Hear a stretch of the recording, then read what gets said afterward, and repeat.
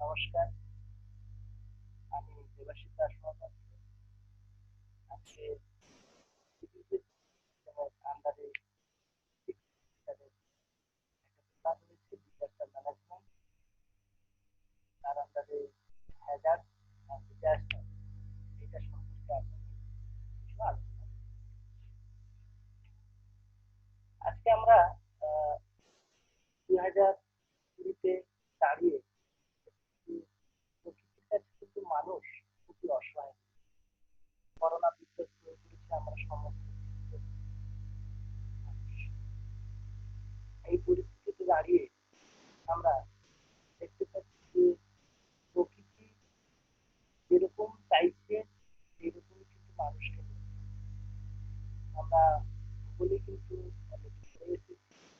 এই সেমিস্টারই আমাদের শর্ট, এখানে ডিটারমিনিজম এবং পসিবিলিটি, সেখানে নিয়ন্ত্রণবাদ এবং সম্ভাবনাবাদের যে ধারণা দেওয়া হয়েছে সেখান থেকে স্পষ্ট যে প্রকৃতি মানুষের চেয়ে বিভাগাংশে অনেক বড়।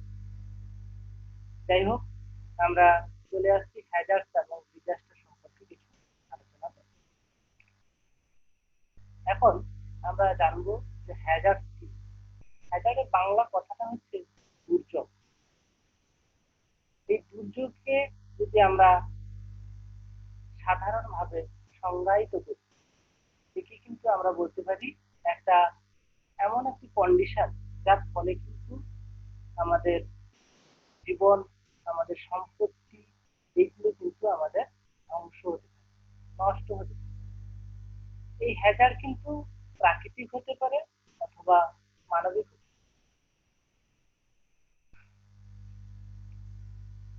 সেকেন্ড স্লাইডে আমরা দেখতে পাচ্ছি এখানে যে এই হ্যাজার্ড বা দুর্যোগকে আমরা মূলত দুটো ভাগে ভাগ করি। একটা হচ্ছে ন্যাচারাল হ্যাজার্ড, দুই নম্বর হচ্ছে ম্যান মেড হ্যাজার্ড। এই যে দুর্যোগ, সাইক্লোন, যে কোনো প্রাকৃতিক বিপর্যয়, মনুষ্যসৃষ্ট বিপর্যয়, এইগুলো কিন্তু আমরা তাদের প্রকৃতি অনুসারে ভাগ করেছি। আমরা যদি দেখি যে আর্থকুইক, এটা কিন্তু পুরোপুরি ডিপেন্ড করছে নেচারের উপর। ভলকানিক এরাপশন, ল্যান্ডস্লাইড, অ্যাভালাঞ্চার, এগুলো জিওলজিক ন্যাচারাল হ্যাজার্ড। আমরা এখানে আরো দেখতে পাচ্ছি যে আহ, দেখাচ্ছি, এই যে দেখো অ্যাটমসফেরিক হ্যাজার্ড, তার মধ্যে রয়েছে ট্রপিক্যাল সাইক্লোন, টর্নেডো, হেল, আইস এবং এইগুলো যখন আমাদের মানুষের ক্ষতি করে, বিভিন্ন বন্য প্রাণীদের ক্ষতি করে, তখন সেটাকে আমরা কিন্তু দুর্যোগ হিসাবে পরিগণিত করি। তাই এখানে দেখতে পাচ্ছি hydrological, biologic, epidemic disease, wild fire. তো এইগুলো this are the natural Hazard, যেগুলো প্রাকৃতিক ভাবে সৃষ্ট। এই এপিডেমিক ডিজিজের আমরা এখন বর্তমান দেখতে পাচ্ছি করোনা প্যান্ডেমিক ঘোষণা করেছে ওয়ার্ল্ড হেলথ অর্গানাইজেশন। এই টেকনোলজিক্যাল হ্যাজার্ডটা অ্যাকচুয়ালি কিন্তু হচ্ছে ম্যান মেড হ্যাজার্ড। তো এখানে দেখতে পাচ্ছি যে মানুষ কিছু কিছু পরিস্থিতি এমন তৈরি করছে যেটা নিজেদেরই উপরে দুর্যোগটা চলে আসছে। যেরকম এয়ার অ্যাক্সিডেন্ট, বিভিন্ন এরোপ্লেন ক্র্যাশ করছে, ট্রেন ক্র্যাশ করছে, জাহাজ ধ্বংস হচ্ছে। তারপরে দেখা যাচ্ছে বিভিন্ন জায়গায় আমার আগুন লেগে যাচ্ছে। এইগুলো কিন্তু আমাদের ম্যানমেড হ্যাজার্ডের মধ্যে পড়ছে। আমরা এরপরে বিস্তারিত আলোচনা করব। এটা একটা তৈরি করা হয়েছে, যে স্লাইডটা তৈরি করা হয়েছে। আহ, এইগুলো এটা দেখতে পাচ্ছ সাইক্লোন একটা ছবি। এটা হচ্ছে আর্থকুইকের সময় একজন কানে হাত দিয়ে রেখেছেন। তো ন্যাচারাল হ্যাজার্ডকে কাকে বলছি যে natural phenomena, depend on nature. এক্সাম্পলের মধ্যে রয়েছে cyclone, tsunami, earthquake, volcanic eruption. তো এইগুলো আমরা এর ভাগও আগে পড়েছি। মূলত এক কথায় বলতে গেলে যে প্রকৃতি যে দুর্যোগ সৃষ্টি করে তাকে আমরা ন্যাচারাল হ্যাজার্ড। এটা আছে ধস, ল্যান্ডস্লাইড, এটা ফায়ার, এটা আছে স্টর্ম টাইড, মানে আছে আমার সাইক্লোনের সময় যেটা আছে, এগুলো ন্যাচারাল হ্যাজার্ড দেখতে পাচ্ছ। এরপরে চলে আসছি man made Hazard. Man made Hazard বলতে আমরা বুঝছি যে মানুষ যেটা জেনারেশন করছে, সোজা কথায় মানুষ যে দুর্যোগ নিজেই সৃষ্টি করছে, সেটাই এক প্রকার ম্যান মেড। যেমন আমার আগেই আলোচনা করেছি যে toxic West, pollution, pollution, toxic West, explosion, leakage, এইগুলোই কিন্তু প্রকৃতির দ্বারা আমাদের উপরে এসেছে। This are the man made Hazard. এই হ্যাজার্ড কিন্তু আমাদের তিন ভাবে মানুষের উপর পড়ে। হ্যাজার্ড অফ পিপল, আমাদের মৃত্যু, ইনজুরি, ডিজিজ, মেন্টাল স্ট্রেস, এইগুলো মানুষের মধ্যে পড়ে। হ্যাজার্ড টু গুড, বিভিন্ন প্রপার্টির উপর পড়ে। Hazard to environment, loss of flora and fauna, বিভিন্ন উদ্ভিদ এবং প্রাণী সম্পদের বায়োডাইভার্সিটি, এইগুলো সব নষ্ট হচ্ছে। এটা একটা ছবি দেখানো হয়েছে যে ম্যানমেড হ্যাজার্ড, আগুন লেগেছে বিভিন্ন অরণ্যে, পলিউশন, গার্বেজ ফেলা হয়েছে, এখানে পলিউশন, এটাও পলিউশন।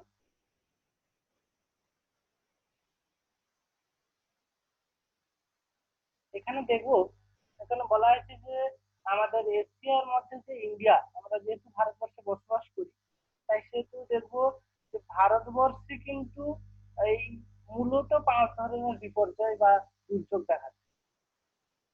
দুর্যোগ, এই যে ফ্লাড, বন্যা, এগুলো গঙ্গা ব্রহ্মপুত্র অঞ্চলে দেখা যায়, সিন্ধু উপত্যকায় দেখা যায়, এই সমস্ত জায়গায় কিন্তু আমাদের বন্যা বেশি দেখা যায়।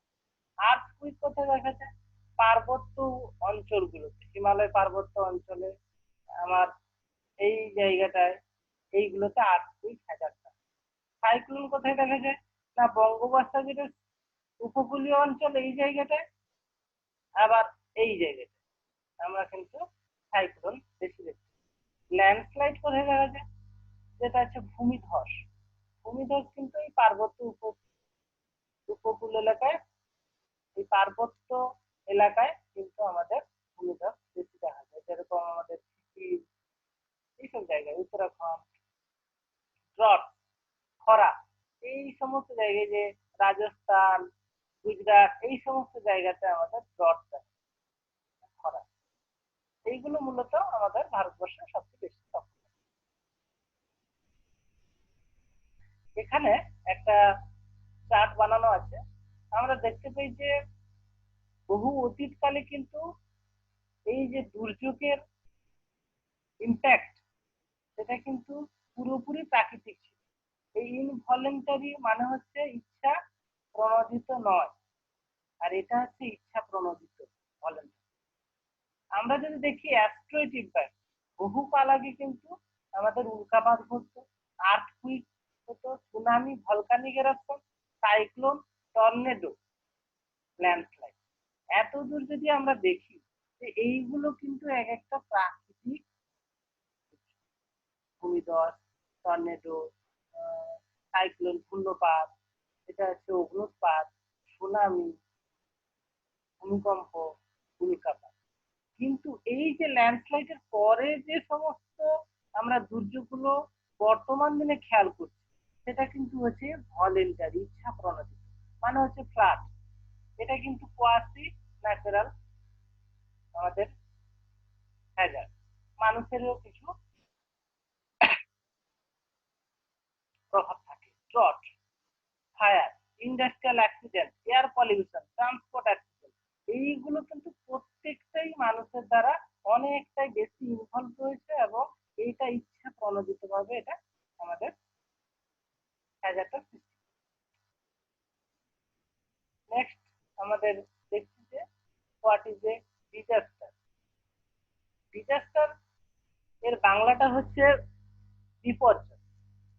তাহলে আমরা দুটো ওয়ার্ড পেলাম, একটা হচ্ছে হ্যাজার্ড, দুর্যোগ, আর একটা যেটা যেটা পেলাম সেটা হচ্ছে বিপর্যয়। এই বিপর্যয় আর দুর্যোগের কথাটা একই রকম হলেও দুটোর মধ্যে তো একটু ডিফারেন্স। ডিফারেন্সটা এই অর্থে, ডিজাস্টারটা হচ্ছে বৃহৎ অর্থে, মানে একটা উদাহরণ দিলেই বোঝা যাবে যে 5 স্কোয়ার কিলোমিটার এলাকায় যদি একটা প্রাকৃতিক দুর্যোগ ঘটে বা প্রাকৃতিক সাইক্লোন হয়, সেটা যদি একটা ছোট্ট অঞ্চলে হয় সেটা কিন্তু আমাদের হ্যাজার্ড। তার ফলে কম ক্ষয়ক্ষতি হলো, কম মানুষজন মারা গেল। কিন্তু দেখা গেল সেই সাইক্লোনটা 3টা রাজ্য জুড়ে হলো এবং প্রচুর ক্ষয়ক্ষতি হলো, প্রচুর মানুষজন মারা গেল। তখন সেটা কিন্তু আমার ডিজাস্টারের আন্ডারে পড়ছে, মানে বিপর্যয়। এইটা হচ্ছে সামান্য একটা ডিফারেন্স দুর্যোগ থেকে বিপর্যয়। এই ডিজাস্টার এখানে বলছি যে ইভিল স্টার, ডিজাস্টারটা এসছে ইভিল স্টার। তো এইটা হচ্ছে material, economic, social and environmental losses which exceed the ability of the affected society to cope using its own resources। এই জিনিসটা আমরা যদি পড়ি তাহলে এখানে বলছে যে আমার হ্যাজার্ডটা যখন ভালনারেবিলিটি এবং রিস্কের সাথে যুক্ত হয়ে যাচ্ছে তখন সেটাকে আমরা ডিজাস্টার হিসেবে প্রকাশ করি।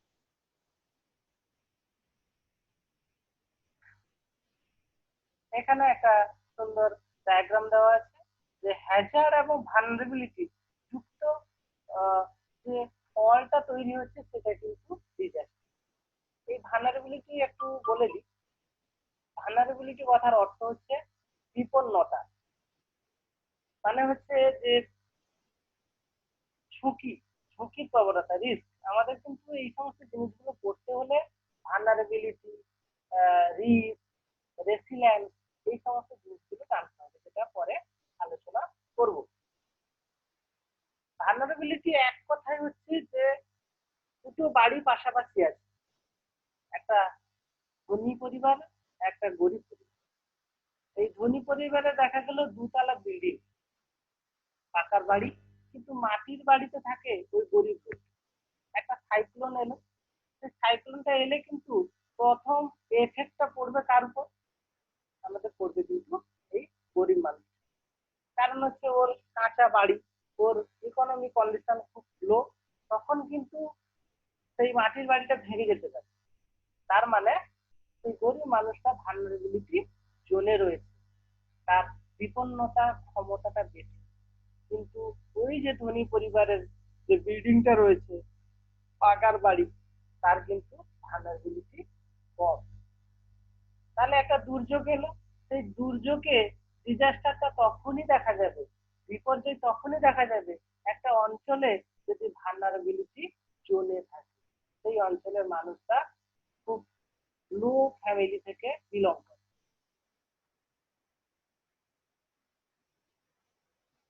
এরপরে আসছি ন্যাচারাল ডিজাস্টার। এটা হচ্ছে আমাদের ওই প্রাকৃতিক বিপর্যয়। তো এখানে এটাও সেই হ্যাজার্ডের মতন, এই ভলকানিক এরাপশন, আর্থকুইক, সুনামি, ল্যান্ডস্লাইড, এইগুলোই সমস্ত কিন্তু আমাদের এটাও ডিজাস্টারের মধ্যে। শুধুমাত্র হ্যাজার্ডের থেকে তাহলে ডিজাস্টারটা তার ক্ষমতার বেসিসে আলাদা, আর কিছু না, এটা মনে রাখি। এইখানে আমরা আহ 1902 সাল থেকে 2008 সাল অব্দি একটা বিভিন্ন কান্ট্রিতে কিভাবে মানুষ মারা গেছে, কি কি ডিজাস্টারের ফলে একটা চার্ট দেওয়া হয়েছে। তো এখানে ম্যাক্সিমাম আমরা দেখতে পাচ্ছি আর্থকুইক, বেশি আর্থকুইক হয়েছে। চায়না, পেরু, জাপান, আহ, ইতালি, এই সমস্ত জায়গাতে কোথাও 2 লাখ লোক, কোথাও 2.5 লাখ লোক, কোথায় প্রায় 2,50,000, এই সমস্ত মানুষগুলো মারা গেছে।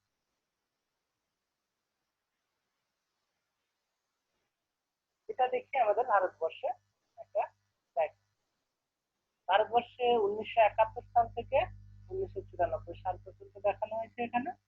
তো দেখছি সাইক্লোন বিভিন্ন উড়িষ্যা উপকূলে, অন্ধ্রপ্রদেশ উপকূলে, তারপরে হচ্ছে আর্থকুইক, আসাম, নাগাল্যান্ড এই সমস্ত অঞ্চলে কিন্তু আমার বিভিন্ন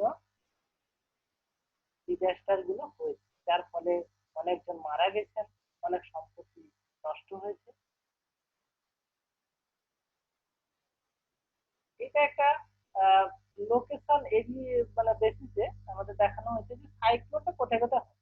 সাইক্লোনটা ভারতবর্ষে মেনলি আমার উপকূল অঞ্চলগুলোতে হয়, অল কোস্টাল স্টেশন। ফ্লাড কোথায় হয়? ফ্লাড মেনলি আমরা জানি যে অববাহিকা বেসিন অঞ্চল, তো যেখানে বড় নদী থাকবে সেই সব বেসিন অঞ্চলের আহ, কিন্তু ফ্লাডের সম্ভাবনা রয়েছে। হ্রদ কোথায় হয়? যেখানে শুষ্ক অঞ্চল, আমার বৃষ্টিপাত কম হয়, টেম্পারেচার বেশি, এই সমস্ত জায়গাতে আমাদের হ্রদ। তো এই সমস্ত দৃষ্টিগুলো রয়েছে। এটা হচ্ছে আর্থিক। আর্থিক আমরা দেখছি যে আহ, অভিসারী পাত সীমানা, মানে দুটো পাত যখন পাশাপাশি আসে সেই সমস্ত পাত ধাক্কা লেগে কিন্তু আমাদের আর্থিক সৃষ্টি। তো সেক্ষেত্রে আহ, বিভিন্ন পার্বত্য উপত্যকায় আহ, যেখানে আহ, আমার অভিসারী পাত সীমানা গুলো রয়েছে সেই সমস্ত জায়গাতে আর্থিক রয়েছে, হিমালয় পার্বত্য অঞ্চলে আর্থিক লক্ষ্য করা যায়। এটা আমরা দেখতে পাচ্ছি ল্যান্ডস্লাইড, হিমালয় অঞ্চল, ওয়েস্টার্ন ঘাট, পশ্চিম ঘাটের অঞ্চল, সেই সমস্ত জায়গাটা দেখা যায়। ফায়ার, বিভিন্ন বনাঞ্চলে আগুন লাগতে পারে। কোল্ড অয়েল, যেটা হচ্ছে আহ, দিল্লি, পাঞ্জাব, হরিয়ানা মাঝে মাঝে আমার কোল্ড অয়েল। এটা হচ্ছে আমার ম্যানমেড ডিজাস্টার, একটা ভোপাল গ্যাস দুর্ঘটনা আমরা সবাই জানি। মিথাইল আইসোসায়ানাইড গ্যাস আমাদের লিক হয়েছিল 1983 সালে, প্রচুর লোক মারা গেছিল।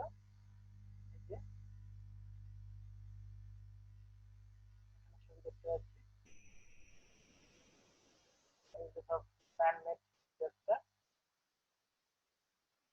ম্যানমেড ডিজাস্টার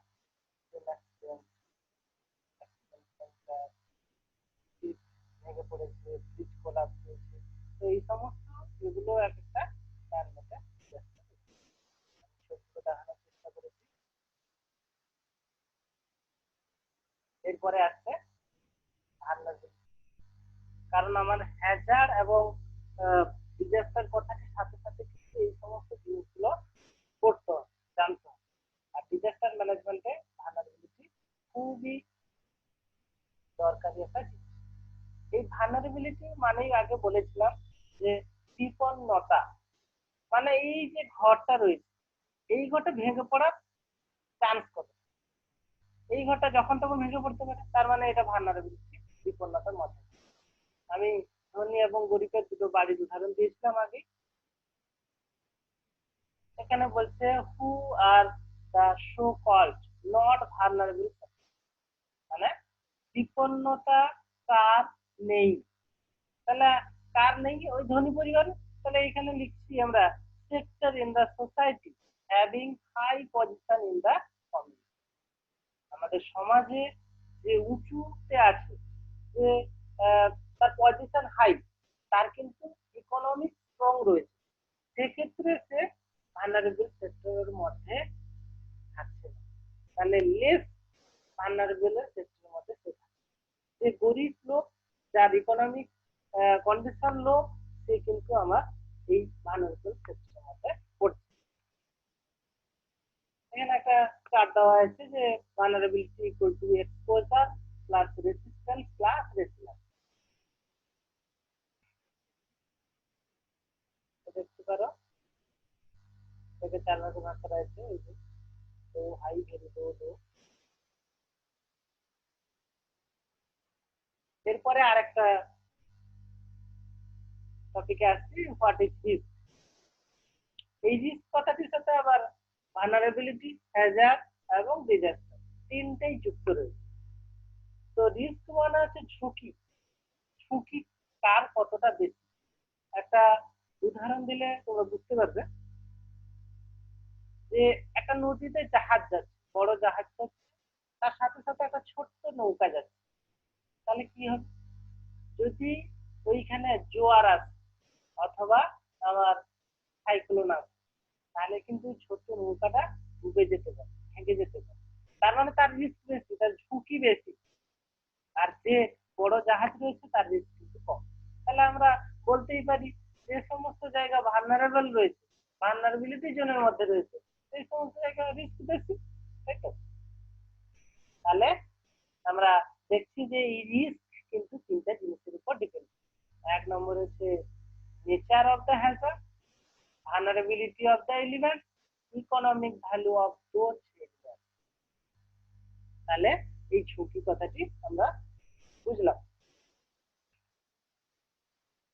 এইখানে একটা ইকুয়েশন দেওয়া আছে যে ক্যাপাসিটি, এখানে একটা নতুন ওয়ার্ড অ্যাড, ক্যাপাসিটি। ক্যাপাসিটি মানে আমাদের ক্ষমতা, কাটিয়ে ওঠার ক্ষমতা, যেটাকে রেসিলেন্সও বলা হয়। Hazard into vulnerability. এরা কি করছে না, বিপদটাকে নিচের দিকে ঠেলার চেষ্টা করছে, বিপদটা বাড়িয়ে দিচ্ছে। আর ক্যাপাসিটি কি করছে না, এটাকে ঠেলা, নিচ থেকে উপরের দিকে ঠেলার চেষ্টা করছে। এই যে সাম্যাবস্থা, এটাকে বলা হচ্ছে। তার মানে ক্যাপাসিটি মানে হচ্ছে যে আমার কাছে কতটা টাকা রয়েছে, কতটা ইকোনমিক কন্ডিশন রয়েছে, আমি একটা দুর্যোগ আসার পরে, একটা বিপর্যয় আসার পরে এটাকে কাটিয়ে উঠি। সেটা ঘর বাড়ি তৈরি করা থেকে হতে পারে, বা আমার হেলথের দিক দিয়ে হতে পারে। তো এটা একটা সুন্দর ইকুয়েশন, বুঝতে পারছো তোমরা? এইটা যে ক্যাপাসিটি, ক্যাপাসিটি বললাম যে which enable them to cope with, withstand, prepare for season, migrate or quickly recover from the disease।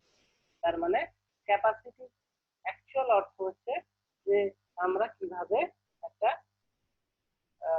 আমাদের স্কিল কতটা রয়েছে, দক্ষতা কতটা রয়েছে, বা আমাদের ইকোনমিক কন্ডিশন কতটা রয়েছে, আমরা ওটাকে কাটিয়ে ওঠার চেষ্টা করি। এটাকে দুটো ভাগে ভাগ করা হয়, ফিজিক্যাল ক্যাপাসিটি আর এটা হচ্ছে সোশিও ইকোনমিক ক্যাপাসিটি।